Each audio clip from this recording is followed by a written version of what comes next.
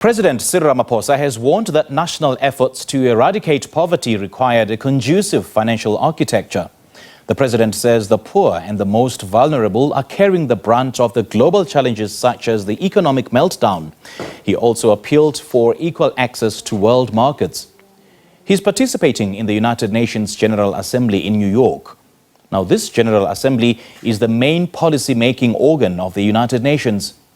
In 2015, UN member states adopted the Sustainable Development Goals, 17 targets to transform the world by 2030, including by completely ending extreme poverty and making sure not a single of the planet's 8 billion people goes hungry.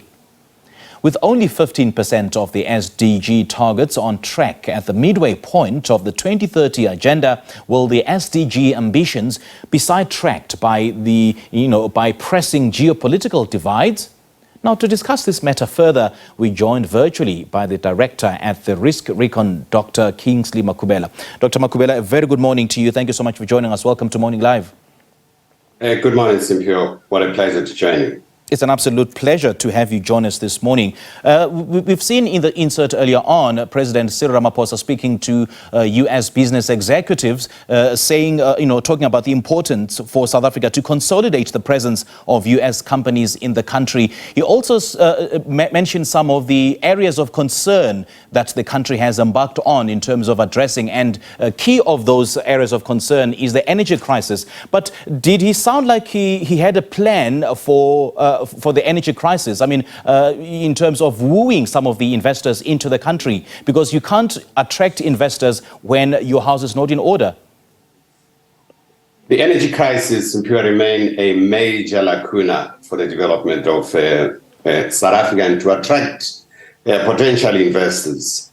And I think most of the challenges related to the energy crisis are self-made, self-inflicted, and they require decisive leadership action to address those issues in order to attack business. Business is not going to invest in South Africa hoping that the energy crisis will be resolved. We've seen in the last few weeks the total collapse of the grid in Nigeria, and it's sending serious messages about the potential of the African continent really to deal with this matter of energy.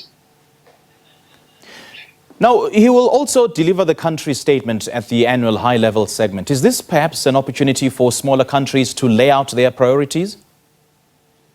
Well, the debate at the General Assembly, it's usually a very useful platform, but the most important part is outside the General Assembly, because the General Assembly simply makes recommendation on a host of related issues. For instance, on issues of international peace and security, it makes recommendation to the Security Council. So the Security Council would have to make a final decision. But we know the paralysis in the Security Council. The issues of the MDG, of course, they belong to ECOWAS, which is a component of the United Nations system, and they can only make recommendation about how to address these issues. So it's going to be a monumental task, really, to articulate clearly the African position there and to sell it, essentially.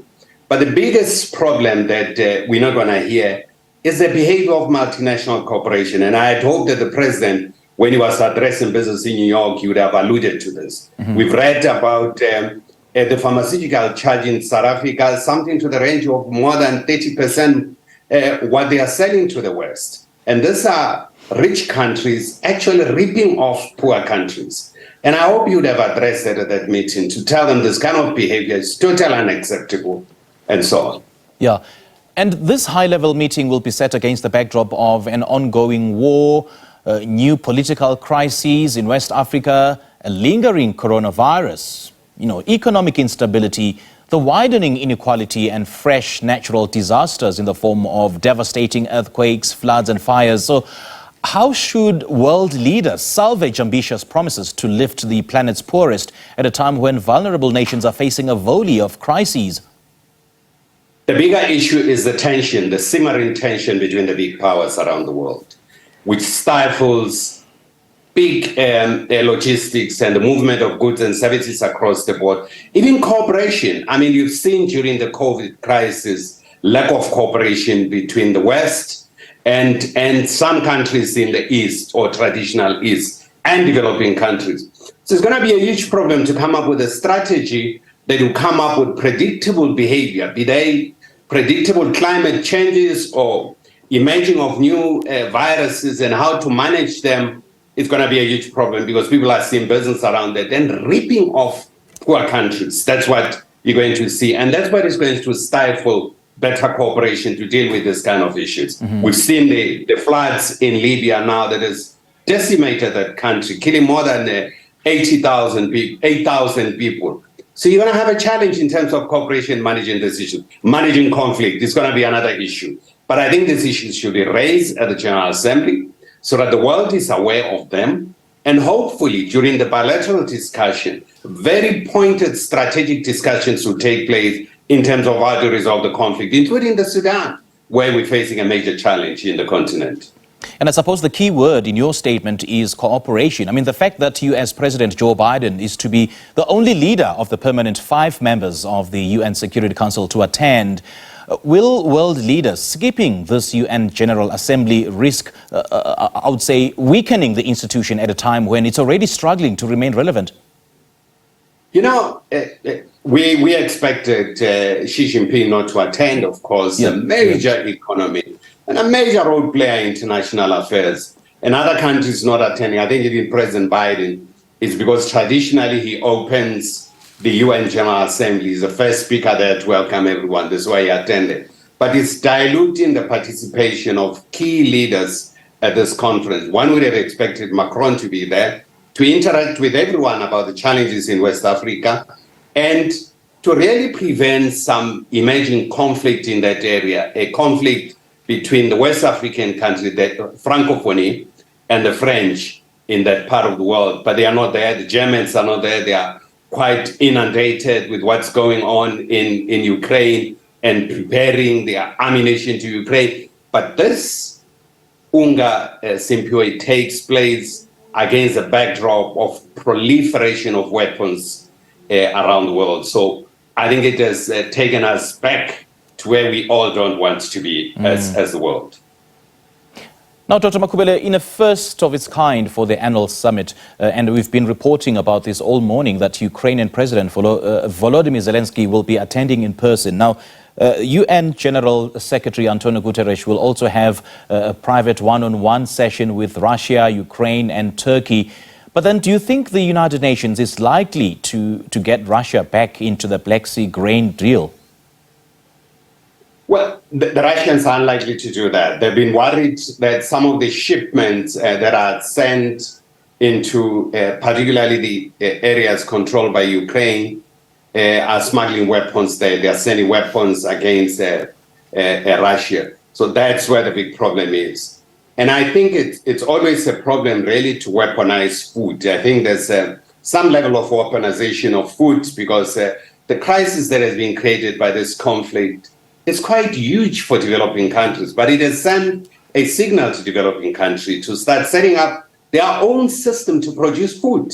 I mean, we can't be reliant on grains from Ukraine and Russia forever when we have so much arable land within the African continent that we can feed ourselves and feed the entire world. And I think this thing of keeping on depending on outside countries to feed us, it's something that there has to be a rethink within the African continent. Now, just in closing, we are out of time, unfortunately. How then do we hold leaders accountable to make meaningful commitments and follow up with real action? I mean, considering that there's a gap between the growing between the developing and the developed worlds, what should the leaders do to make sure that the rift doesn't grow any further? It's going to keep on growing because if you look at the developing world, how indebted we are. I mean, the global debt now is $300 trillion US. 300 trillion US dollars, that's the debt. And the world economy is 100 trillion. And as long as you keep on seeing this debt here in South Africa, we're highly indebted, about 41.7 trillion rands of debt that we are having. And we are actually paying the interest rates to service this debt without paying them. It keeps on accumulating. This is going to create a huge problem. It has been identified also by the World Economic Forum. But there's no strategic leadership to address this question of debt. It's not there. And we keep on thinking that the more we keep on borrowing the better, because we're dealing with the challenges of today, not caring about tomorrow. And that's where the problem is. It's going to catch up with the rest of us, including in this country. And I suppose it speaks to the state of governance in our country. But thank you so much for sharing your sentiments with us. What a pleasure. Thank you.